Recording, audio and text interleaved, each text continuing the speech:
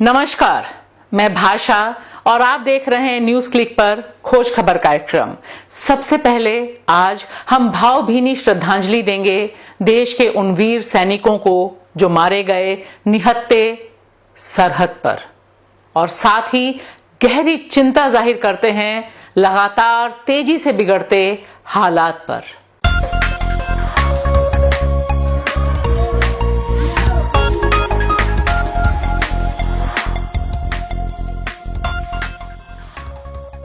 हमें इस बात की गहरी चिंता है कि देश जिस स्थिति से इस समय गुजर रहा है, जिस तरह से हमारे पड़ोसी देशों से रिश्ते खराब हो रहे हैं, तनावपूर्ण स्थितियां बनी हुई हैं और उसे सरकार स्वीकार करने को शुरू में तैयार नहीं होती, यह हमारे लिए, आपके लिए अच्छा नहीं है। जो जियोपॉलिटिकल सीन है वो बहुत तेजी से बदल रहा है।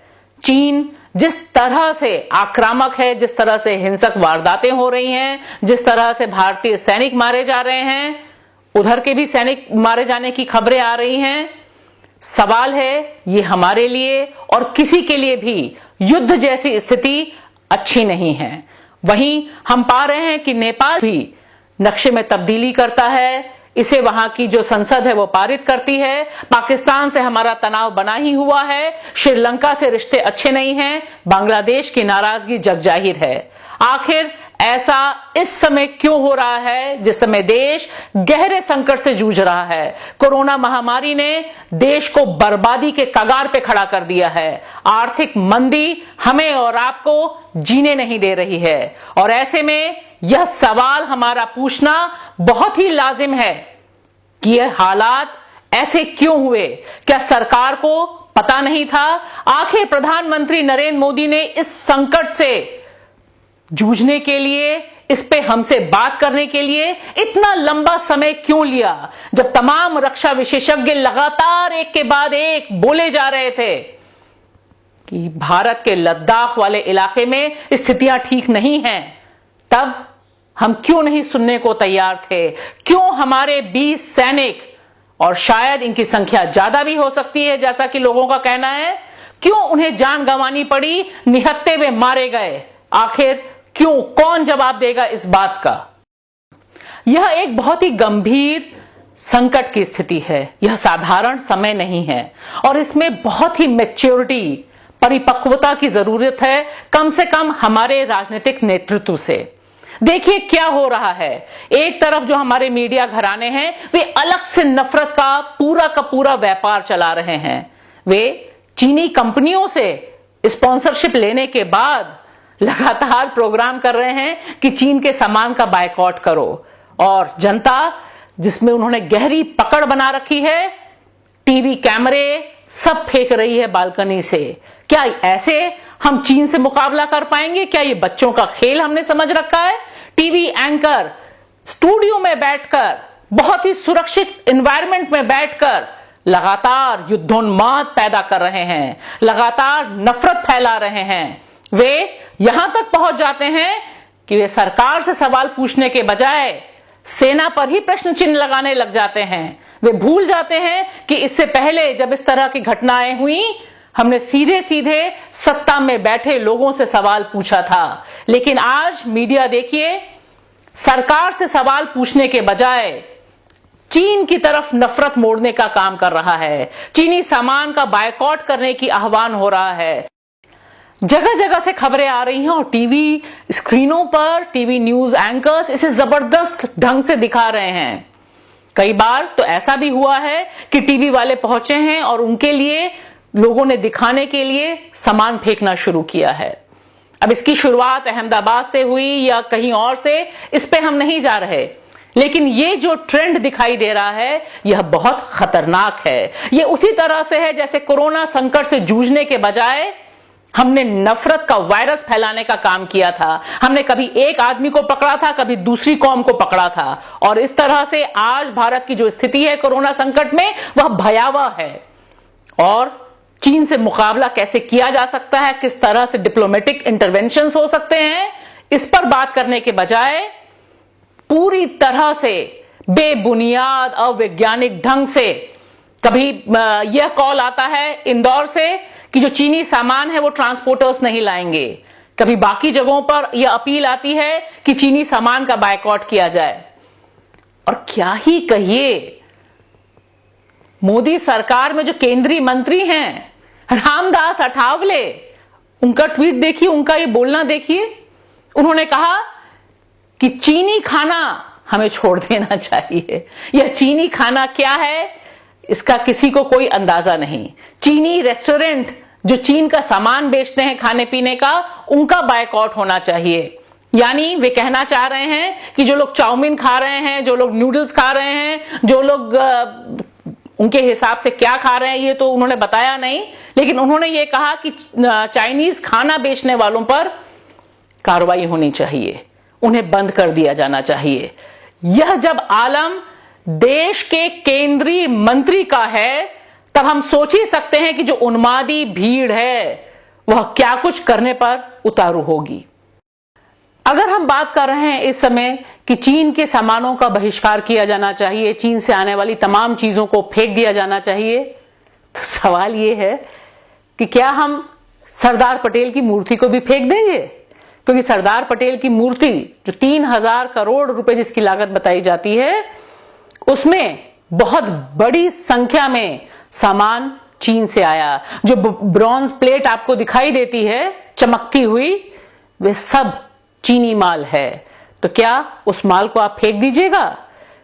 इसी संदर्भ में एक सवाल पूछा जाना चाहिए उन लोगों से भी जो सामान फेंक रहे हैं या फेंकने का आह्वान कर रहे हैं, चाहे वो इंदौर के ट्रांसपोर्टर्स हों या बाकी और लोग, कि क्या वे उस झूले को भी फेंकने की बात करेंगे जिसमें जब चीन के राष्ट्रपति आए थे और अहमदाबाद पे वो झूला झूले थे प्रधानमंत्री नरेंद्र मोदी के साथ, क्या उसे भी उखाड़ के फेंक देना चाहिए? क्या ये तरीका होता है एक घनघोर डिप्लोमेटिक क्राइसिस से निपटने का, या ये महज एक झुंझुना है तमाम लोगों के हाथ में जो पकड़ा दिया गया है कि नफरत करनी है और इस बहाने कुछ ना कुछ हमें करके दिखाना है?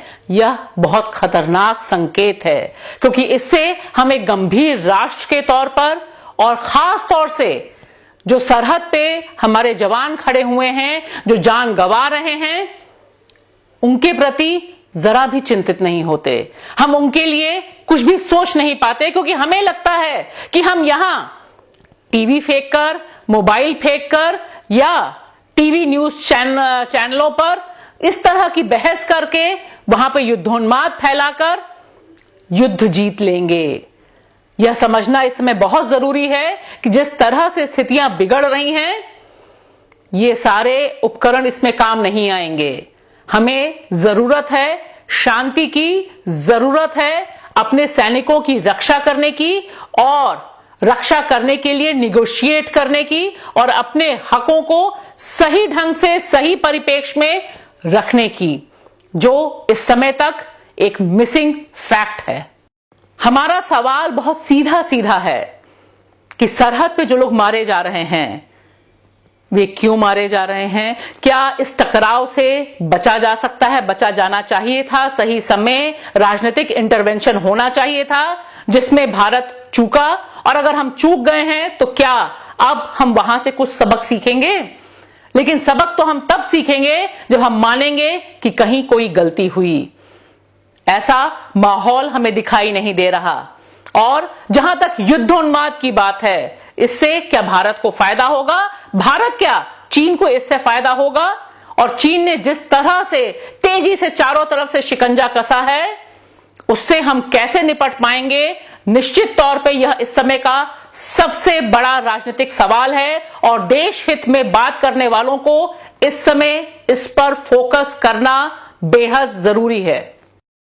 हम सैनिकों को लेकर परेशान हैं, परेशान होना बहुत जायज है, लेकिन हम उन सैनिकों के बारे में नहीं सोच रहे, उन कोरोना वॉरियर्स के बारे में नहीं सोच रहे जो लगातार रोज बरोज हमें और आपको बचा रहे हैं कोरोना से मरने से।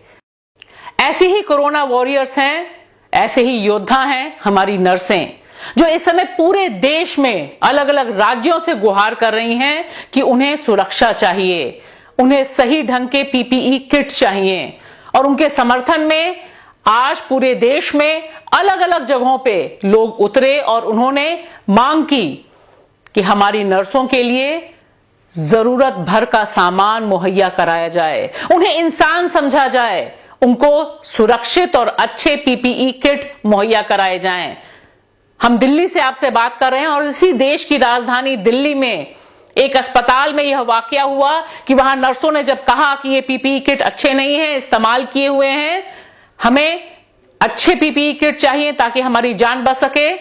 वहां पे कुछ लोगों को कोरोना पॉजिटिव जो महिलाएं हुई हैं नर्सें, उन्होंने मांग की कि हमारी जांच मुफ्त होनी चाहिए और कई नर्सों ने यह भी मांग की कि हमें कम से कम अपने घर पे सीधे ना भेजा जाए, हमारे लिए भी वही इंतजाम किए जाएं जो डॉक्टरों के लिए किए जाते हैं। तब प्रशासन ने क्या किया? प्रशासन ने सीधे सीधे कहा कि तुम्हारी नौकरी चली जाएगी और यह भी धमकी दी कि पुलिस को भेज दिया जाएगा। और रात में, जैसा कि जानकारी हमें मिली है, उस अस्पताल में पुलिस आई और पुलिस ने कहा कि वे 15 से 18 नर्सों को गिरफ्तार कर सकते हैं। यह हालात जब देश की राजधानी में है तो निश्चित तौर पे आप ये फोटो देखें जो मणिपुर से लेकर मध्य प्रदेश तक, केरल से लेकर उत्तर प्रदेश तक, हर जगह लोगों ने आज नर्सों की मांग के समर्थन में प्रदर्शन किया। हमें और आपको उनके बारे में भी सोचना बेहद जरूरी है। इस पूरे के पूरे प्रदर्शन और जो कॉल दिया गया वो NFIW के द्वारा दिया गया था और इसकी जो महासचिव हैं उनसे हमने बात की, एनी राजा से। देखिए क्या कहती हैं एनी राजा। नर्सेस हमें ये बता रहे कि 13-14 जो कोरोना मरीज का एक नर्स ये 13-14 मरीज को देखभाल करना है और बीच में उनको टॉयलेट जाना भी पॉसिबल नहीं होती है। और पहले ऐसा था कि 14 दिन के कोविड ड्यूटी के बाद उनको 7 दिन का छुट्टी मिलती थी। अभी ऐसा है, मुश्किल से 14 और 18 दिन का ड्यूटी के बाद मुश्किल से 1 दिन का छुट्टी मिल रही है। रहने का अलग कोई प्रावधान नहीं है। और नर्सों को यदि कोविड वार्ड में ड्यूटी करने वाले नर्सों को यदि कोई सिम्टम्स जो कोरोना का है तो उधर से जो अपना हॉस्पिटल उनको टेस्ट करवाती नहीं है, उनको यदि पॉजिटिव हो गया तो उनका ट्रीटमेंट का कोई प्रावधान नहीं करती है। तो ये बहुत बड़ा एक गंभीर हालत में हमारी जो देश की नर्सेस काम कर रही है और इनको काम से निकालने का धमकी भी देती है जो निजी अस्पताल वाला। देश को बचाना, देश के लिए लड़ना, देश के लिए चिंता करना इस देश के हर नागरिक का प्रथम कर्तव्य है और यह किसी को भी सिखाने की जरूरत नहीं है कि वह कैसे देश को प्यार करेगा। हम और आप अपने देश को प्यार करते हैं और इसीलिए चिंता करते हैं। तमाम सवाल जो देश की बेहतरी से जुड़े हुए सवाल हैं, उन्हें उठाना देश प्रेम है।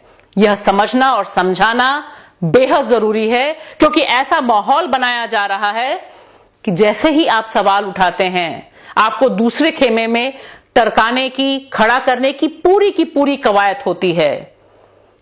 यह समझना बेहद जरूरी है कि देश प्रेम देशवासियों से प्रेम है, उनके स्वास्थ्य से प्रेम है, उनकी शिक्षा से प्रेम है, उनके जीवन से प्रेम है। और इसलिए हम जरूरी सवाल ऐसे ही आपके साथ मिलकर उठाते रहेंगे। देखिए, लाइक करिए, सब्सक्राइब करिए न्यूज क्लिक और खोज खबर, ताकि सवाल को सवाल की तरह उठाने का हमारा हौसला जारी रहे। शुक्रिया।